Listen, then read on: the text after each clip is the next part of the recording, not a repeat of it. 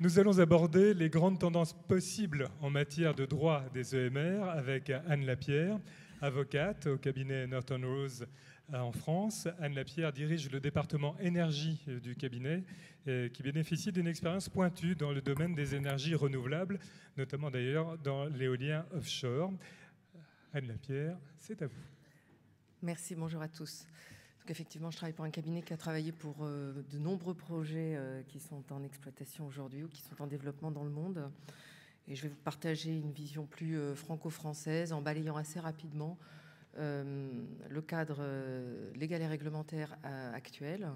Et on verra qu'on a évidemment deux situations très très différentes entre ce qui est à disposition en France comme outil juridique en mer territoriale et en zone économique exclusive. Ça a été dit juste avant, la problématique du cadre réglementaire est une problématique à traiter de manière rapide, puisqu'en fait c'est une problématique amont qui va permettre ou non le développement d'un certain nombre de projets. Je vais aller très vite sur la première partie de la présentation dans la mesure où elle tient plus du catalogue des projets actuellement en développement en France. Nous sommes ici dans un lieu où sans doute un certain nombre d'entre vous connaissent ces projets mieux que moi. Donc je vais aller directement à la deuxième partie qui traite plus spécifiquement du cadre légal et réglementaire. Je dis juste le troisième petit point. Là, on a évidemment un certain nombre de problématiques administratives. C'est lent, c'est compliqué et ça a été juxtaposé. Alors tout ça, c'est drivé par le développement de l'offshore à l'origine, en mer territoriale. Je rappelle qu'on a essayé de faire de l'éolien offshore en 2004, puisqu'on a déjà eu un premier appel d'offres. Un seul projet a été retenu qui n'a pas vu le jour aujourd'hui, qui est le projet de la Côte d'Albâtre à Velette. J'espère que les nouveaux acteurs qui prennent soin de ce projet trouveront une solution dans le cadre de Wind 2, parce qu'il me paraît important que cette zone puisse être exploitée. Donc, appel d'offres offshore l'année dernière, ça amène à se poser un certain nombre de questions sur la faisabilité et sur le cadre. On a un deuxième appel d'offres qui a été lancé. On ne peut que regretter d'ailleurs pour le deuxième appel d'offres que, contrairement à ce qu'avait indiqué le précédent gouvernement, il n'y ait pas de place pour les énergies marines renouvelables et qu'il soit exclusivement dédié pour le moment à l'éolien offshore. C'est bien dommage et j'espère qu'il y aura de la place pour les autres énergies marines dans le prochain appel d'offres. Donc les acteurs, vous les connaissez, c'est vous. Voilà, donc un certain nombre de projets qui sont en développement en France. Aujourd'hui, d'un point de vue juridique, la majorité de ces projets excusez-moi, sont développés directement en négociation avec l'État, avec des autorisations d'occupation temporaire du domaine public maritime et non par l'utilisation du cadre que je vais expliquer maintenant. Donc en ZE, on a des possibilités très très importantes de développement puisqu'on a 11 millions de kilomètres carrés. C'est la zone jusqu'aux 200 000 nautiques, c'est l'avenir et pour le moment on n'a pas de cadre légal. On a un cadre légal en mer territoriale, on a 3 autorisations qu'il convient donc d'obtenir pour développer des EMR. L'autorisation d'occupation du domaine public maritime, hein, donc aujourd'hui tous les protos ils ont été faits sur la base d'autorisations temporaires. L'autorisation sur le DPM, c'est une autorisation de 30 ans.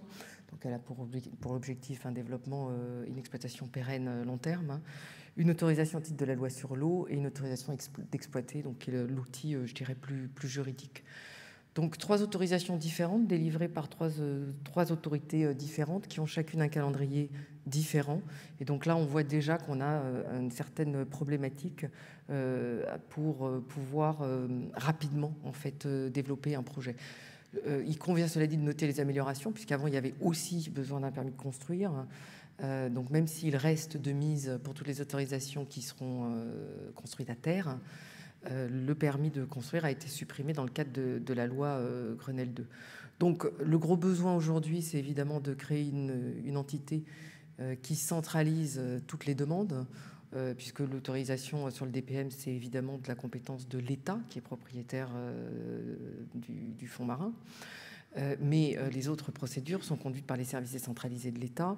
Donc une coordination est requise entre ces différents services et de manière probablement plus bénéfique, si un chef pouvait être désigné pour contrôler ces procédures, ce serait utile. Hein.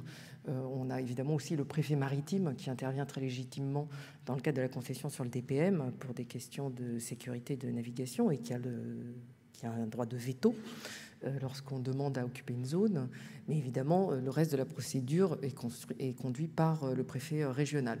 Donc c'est très très compliqué. On voit que les pays qui ont développé avec succès les énergies marines, pour le moment l'éolien offshore surtout, ont ab initio mis en place des structures uniques qui sont des interlocuteurs qui permettent au projet de se développer plus rapidement.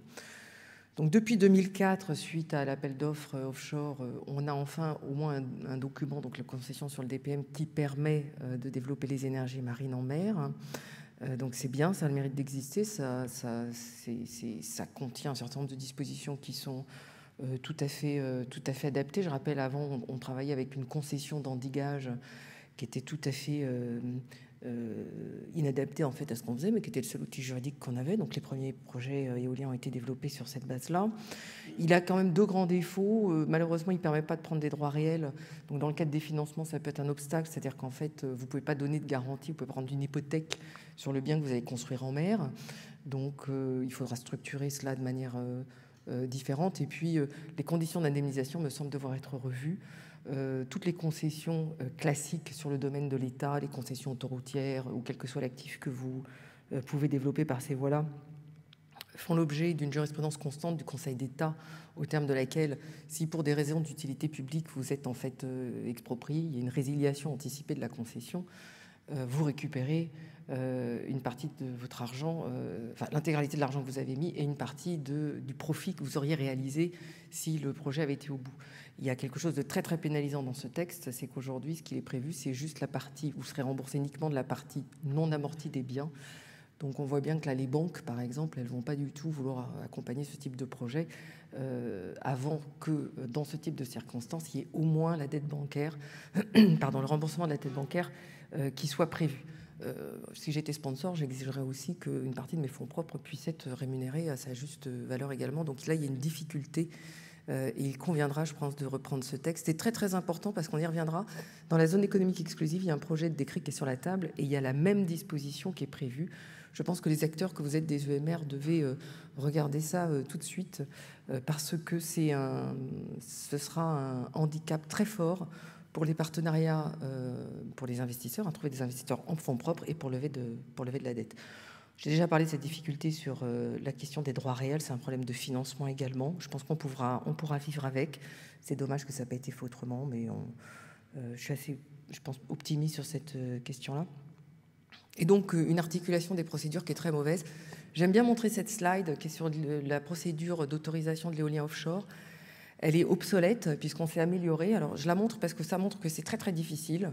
On a toutes ces autorisations à conduire en même temps, qui font tout l'objet d'une enquête publique, par exemple. Donc, c'est assez intéressant de regarder le fait que les populations et les différentes parties prenantes ne se sentent pas suffisamment consultées et qu'en même temps, elles sont hyper consultées, puisque, par exemple, dans le Côte d'Albâtre, il y a eu 5 enquêtes publiques pour ce projet, et qu'au bout du bout, les gens, je crois, ne comprennent plus très bien pourquoi on leur repose la même question, simplement parce que chaque procédure est conduite de manière distincte sur une période d'à peu près 3 ans. Donc le permis de construire, qui est la petite boîte du bas, ça va mieux, c'est clarifié, on n'a plus besoin. On sait maintenant qu'on n'a plus besoin d'être une ZDE non plus, donc une zone de développement éolien, et on sait maintenant que quand on est un parc éolien offshore, on n'est pas non plus installation classée. Qu'il y a une amélioration du cadre, ça reste encore malgré tout extrêmement douloureux. Et je pense que dans le cadre de la concertation, il va falloir prévoir des ponts entre ces différentes procédures pour que la concertation puisse se faire de manière plus efficace, puisque l'empilement, en fait, ne permet pas de satisfaire les différentes parties prenantes qui ne se sentent toujours pas entendues. Donc ça veut dire que multiplier les études d'impact et les enquêtes publiques n'est clairement pas le moyen de faire participer correctement les différentes parties prenantes au projet. On a évidemment un certain nombre de contraintes tout à fait légitimes qui viennent se surajouter dans le développement des EMR avec des études préalables qui doivent être faites, qui sont des contraintes qui sont reflétées dans le cadre légal et réglementaire. On a évidemment un certain nombre de conflits d'usage qu'il convient de gérer.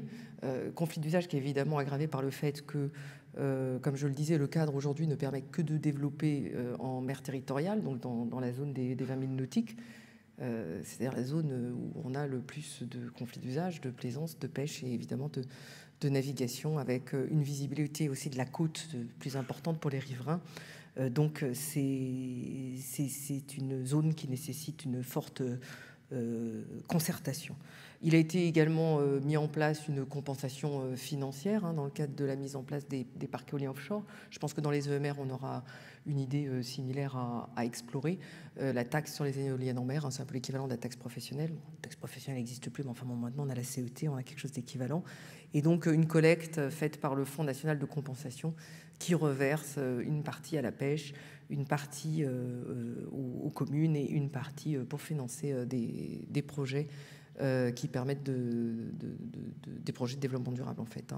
Donc il y a des discussions souvent sur la répartition, peut-être que ce sera remis sur la table, mais c'est aussi un moyen de parler aux parties prenantes et puis de proposer d'accompagner un certain nombre de projets grâce à cet argent qui est mis à disposition. Alors l'implication des pêcheurs, elle est très très forte. Elle mériterait d'être organisée par l'État. Quand on regarde ce qui a été fait au Danemark, les pêcheurs sont partie prenante avant la préparation de l'étude d'impact, pendant l'étude d'impact et après l'étude d'impact. Donc on a par exemple une vision partagée sur la ressource halieutique et sur les différents impacts et éventuellement les différentes mesures qu'il convient de mettre en œuvre en termes d'accompagnement. Aujourd'hui, il y a une concertation qui est laissée à la charge de chaque développeur pour discuter avec les différentes parties prenantes du monde de la pêche. C'est évidemment quelque chose qui mériterait, je pense, d'être, fait plus en amont et deux, sans doute plus structuré, d'accompagner par l'État pour permettre une homogénéité, puis peut-être de développer une méthodologie ensemble pour s'assurer que chacun y trouve son compte. Voilà, il y avait aussi des études sur le prix de l'immobilier. Est-ce que ça fait baisser, est-ce que ça fait monter? Aujourd'hui, on n'a pas de visibilité là-dessus. Le dernier problème, c'est, je dirais, l'acceptabilité au sens large. Il y a un certain nombre d'études, je passe rapidement là-dessus. Sur la partie plus juridique, il y a une grande question sur le démantèlement et le cadre légal et réglementaire sur le démantèlement. Il y a une obligation de mettre en place des garanties financières de démantèlement qui incombent à l'éolien de manière spécifique, mais qui incomberont aussi aux EMR au sens large, puisque la concession sur le domaine public maritime prévoit qu'il est possible de la demander, donc elle sera demandée par l'État au moment de sa mise en place. Voilà. L'avenir, c'est quoi? C'est enfin, je dirais, un projet de réglementation des EMR en zone économique exclusive. Je rappelle que le constat de l'absence de cadre a été fait dans un rapport qui a été produit par le secrétaire général de la mer en 2002 et que depuis, on attend. Alors, on a un projet qui est sur la table depuis le mois de mars, qui n'a toujours pas vu le jour, mais qui a le mérite d'exister, donc c'est déjà une très bonne chose. Il prévoit aussi un certain nombre de choses qui sont tout à fait louables. Donc, je ne suis pas sur la bonne slide, je crois. Pardon. Voilà. Tac, excusez-moi. Voilà. Une compétence exclusive du préfet maritime pour conduire les procédures. Donc, enfin, on va avoir un guichet unique d'entrée. On prévoit également une durée tout à fait adaptée, semble-t-il, au regard des investissements de 30 ans, donc en fait un cadre relativement pérenne, une bonne prise en compte de l'impact environnemental avec tout le suivi Natura 2000 et toutes les obligations du droit communautaire intégrées en fait en termes de suivi dans ce type de zone, donc ça va plutôt dans le bon sens. Et un certain nombre de mesures et de prescriptions qui pourraient être intégrées par le préfet maritime dans l'autorisation. Alors à ce titre-là, ça ressemble assez aux installations classées, c'est-à-dire qu'on va pouvoir non seulement contrôler toute la partie construction, mais on va aussi pouvoir imposer en fait en cours d'exploitation un certain nombre de mesures avec des contrôles, éventuellement des sanctions, ce qui permet, je crois, de sécuriser le contrôle de l'État et de s'assurer que l'environnement est correctement respecté, pris en compte et que les études requises sont conduites. Alors, il y a un gros bémol dans ce texte pour le moment, 2 en fait. Il y a la même chose, comme je le disais en début de présentation, sur l'indemnité de résiliation, c'est-à-dire que si vous êtes sorti au bout de 10 ans alors que vous avez un projet de 30 ans, aujourd'hui vous n'êtes indemnisé qu'à hauteur de la partie non amortie de votre investissement. C'est notoirement insuffisant pour un sponsor raisonnable d'y aller et de mettre ses fonds propres. Et c'est encore plus déraisonnable pour une banque de le suivre si ce texte n'est pas changé. Donc je pense qu'il faut vraiment y réfléchir. Il y a aussi quelque chose qui est absolument critiquable, c'est la mise en place des garanties financières de démantèlement. Pas dans le principe, ça ne paraît pas illégitime de se dire qu'on ne veut pas des friches industrielles en mer et que donc on s'organise pour ça. Mais la méthode paraît très critiquable puisque aujourd'hui, ce qui est demandé dans le projet, c'est de consigner au premier jour de l'exploitation l'argent requise pour démanteler, donc a priori dans 30 ans. Hein. Donc on voit bien qu'on a un moment où on n'a eu que des coûts, et là il faut consigner en cash à la Caisse des dépôts les montants qui seront prescrits par le préfet maritime pour démanteler. Ce n'est pas une bonne manière de faire. L'ICPE, par exemple, hein, pour prendre une comparaison, quand on est Céveso, on est un opérateur qui a des garanties techniques et financières, c'est pour ça qu'on est titulaire de l'autorisation. On peut recevoir un certain nombre de prescriptions de travaux, par exemple, et si on ne les fait pas, seulement à ce moment-là, l'État peut intervenir et peut obliger à une consignation.